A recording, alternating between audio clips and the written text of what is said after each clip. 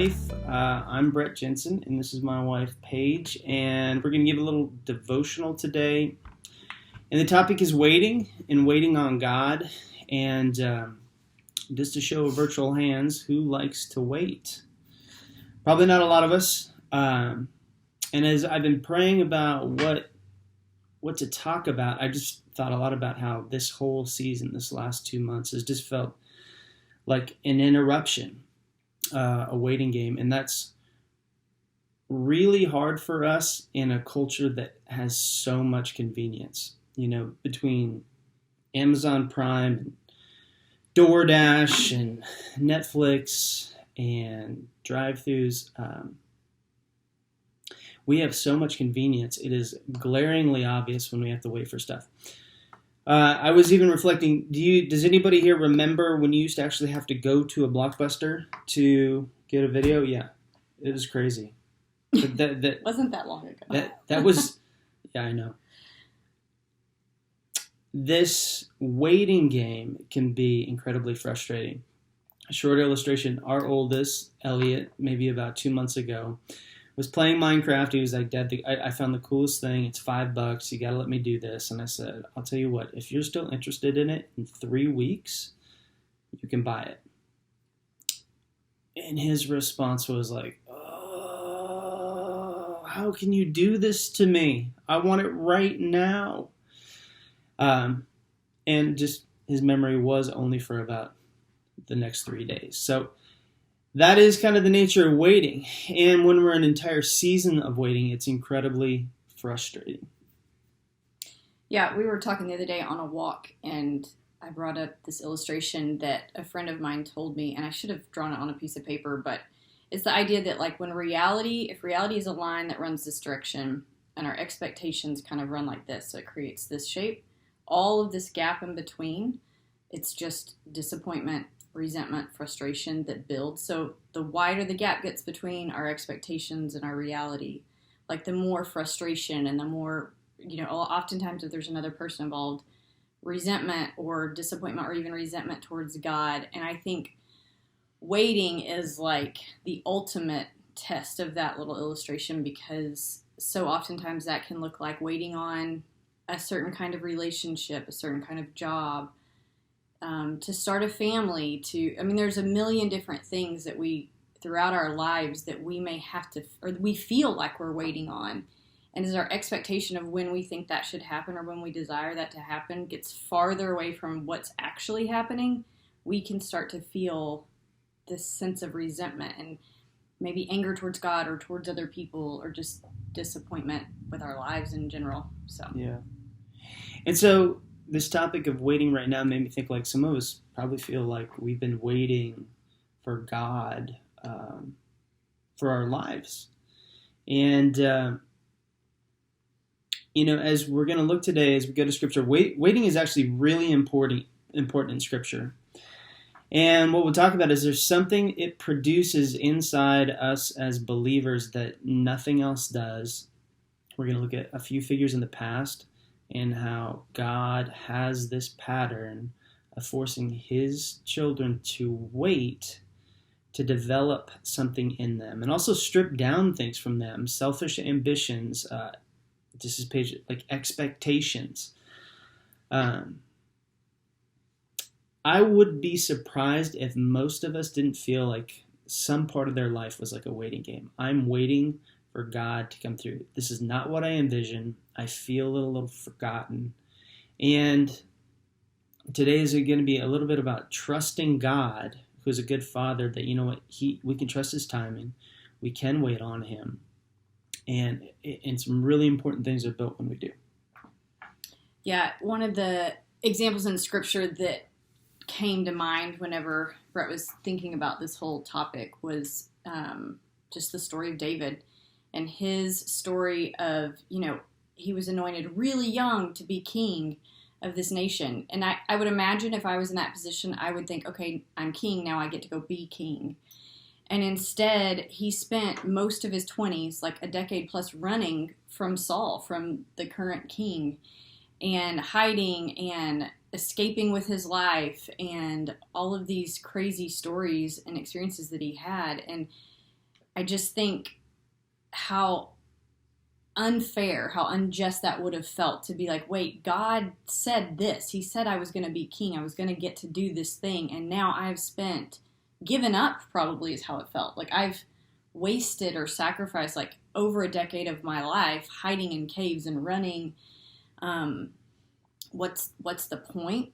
What's going on? I mean, I can't even imagine being isolated like that off and on even. And the questions that would go through your mind, while not only is it just this thing you think is supposed to happen, but you've been told that it's going to happen. So I would imagine you're asking things like, what's going on? God, like, what was this promise? Where are your promises for me? Have you forgotten me? Do you even remember you told me you would do this thing for me? Do you care about me still? I can't imagine what those thoughts would have been like. But then I think, oh wait, I can, because there's been things in my life where I have had those sorts of thoughts, and maybe they're not as crystallized as that. Like I wouldn't probably admit to myself that I had thought, God, have you forgotten me? But I have definitely felt those kinds of feelings in my life. And so even though we're experiencing this over just a few short chapters of scripture, he was waiting, like I said, for over a decade of his life, just stuck waiting for God to do this thing he said he was going to do. And the thing is, like, I think the biggest picture that I walk away with right now, at least, and maybe it's the current season we're in, but like waiting is really painful. And that's where all of these questions can not only get asked, but like go unanswered a lot of times. And I think sometimes we can look back in retrospect and tell these stories, and they're really beautiful and these stories of faith, but like the pain and the grief during that period, like it's very real and like potent and powerful. And I think we can't gloss over that it's hard. So in Psalm 27, verse 13 through 14, it says, I believe that I shall look upon the goodness of the Lord in the land of the living. Wait for the Lord. Be strong and let your heart take courage. Wait for the Lord. And again, this is coming from David, the man who had to spend all these years, given such an enormous promise, just waiting on God. And what I love about this, and I don't know if you recognize it, he's saying, I believe I'm going to see it in this life, in the land of the living. That God, your goodness, your promise will come through. Now, could you imagine 8 years into waiting, 9 years into waiting for this, and he still can proclaim with his heart, I believe I will see your goodness in this life. And then as he goes on, he says, wait for the Lord, be strong, have courage. And it can really feel that way. It is easy to succumb to feelings of, hey, this is hopeless, or this is meaningless, or God doesn't really care that much if I'm faithful or not. Like my life is just kind of what it is. But he's saying, hey, listen, you have to actually have courageous faith just to believe, man, despite the pain you've gone through, despite your life not being necessarily what you've envisioned, to still believe in the goodness of God, and that if you wait, it takes courage. It does take courage.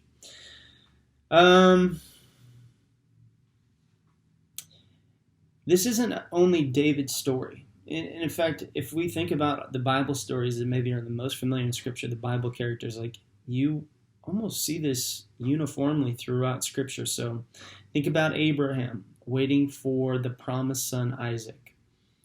Waits, I don't know, it's like 10 or 20 years from the time God proclaims it till Sarah actually has Isaac. Or think about the life of Joseph, right? He's given these visions that he's going to rule over his brothers, and then wait until this release from prison and this promise to him is given. Think about Moses, who lives in obscurity up until like 70 or 80 years old, until you could fact check me there, but until the burning bush and the amazing stories that come. You could look at Elijah and his like crazy seasons in the wilderness. There is a common denominator of God waiting. And I think if you took this mentality, if you took a snapshot at any point in these people's lives where they were waiting, you would probably think, hey, what a normal life, or maybe even like what a tragic life, what a marginal or insignificant life. And those are things that we can feel sometimes as we're waiting on God. You know, if you were to cut it in the middle of the story, what is going on here? Like, it doesn't make sense. This isn't what I thought my life was going to be like. This isn't what I thought I would have to go through. I thought I would have more or better or bigger or richer. But just like these biblical figures, you might just be in the gap before you see the goodness of God in the land of the living. Transition to... Go ahead.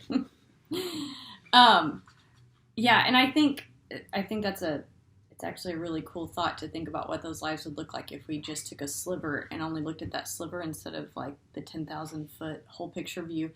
Because I think one of the most important things that, again, it's often easier to look back and when you can see that whole picture and see the work that God was doing. But the reality is he's building something in each of those stories, in each of those people's lives, and in us during these seasons of waiting that we can't maybe see when we're in it. But I guarantee you he definitely is. And there's three things that we talked about that I think we can often see in these stories. And one of them is humility, some of these things can sound really trite, but like they're true. And the greatest stories actually have these things in them.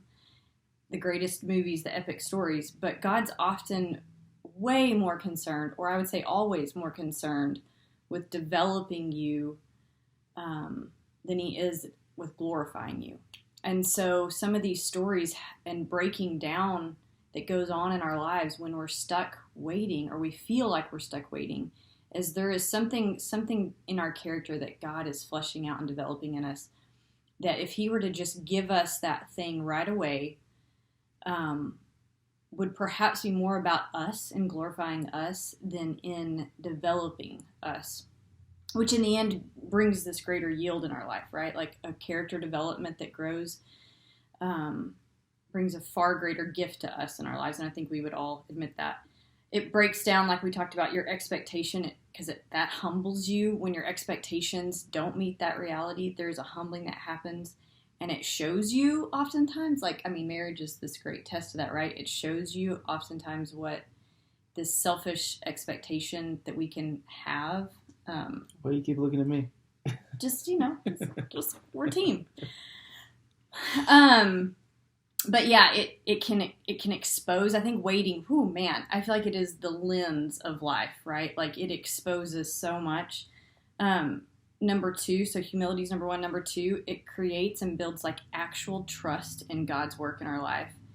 And again, these things can sound pie in the sky, but they're true. They really are true, that when we wait, when we're in pain, when we're in grief, when we're in these hard things, it's building trust that God is in control. We really believe that, and that we're going to let him write the story of our lives.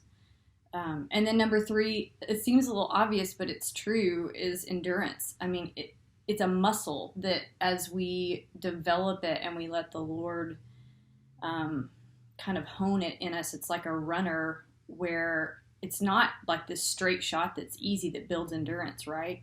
It's like persevering over obstacles, going over hurdles, the hard stuff. Like that's what actually builds the endurance, not just a straight run down the track.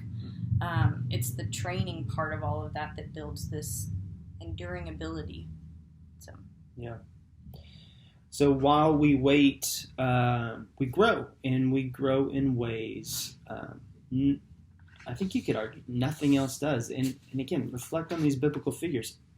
There is like this chorus throughout Scripture of God saying amazing promises to people, and then a gap where they wait until the work of God is magnified in their lives.